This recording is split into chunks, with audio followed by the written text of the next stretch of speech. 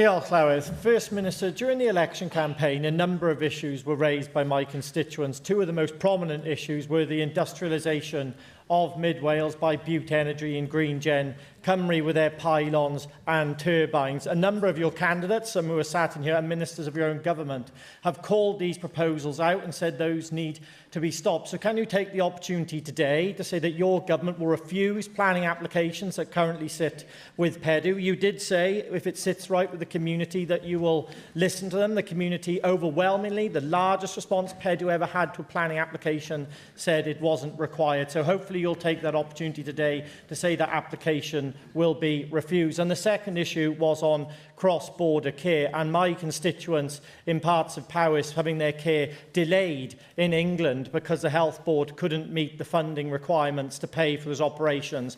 Your candidates again said that they supported calls that I and other people, previous colleagues like Russell George, made to make sure we could get the care that people needed. So can you take the opportunity today, First Minister, to outline that you stand with those communities in their fight against pylons and to make sure, and turbines, and to make sure that we get people having that care in England when they need it, because they cannot be delayed, because we cannot meet the funding requirements that people need to get their operations done.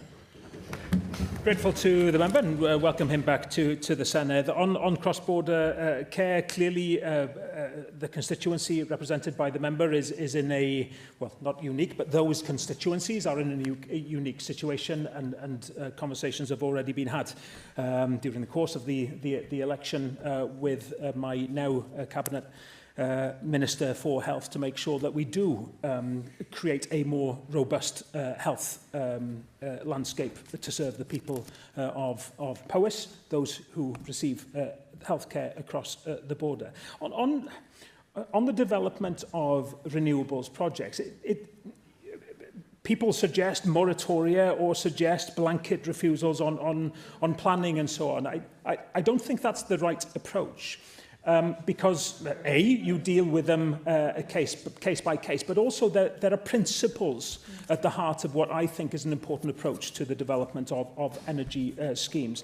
And that is, as I mentioned earlier, putting the community at the heart of decisions. And that means the development of both generation and transmission. But attitudes can change within communities when people understand what benefits can flow from them. They will vary from project to project. I've looked at solar and wind and offshore. You have to look at each each will have their own character.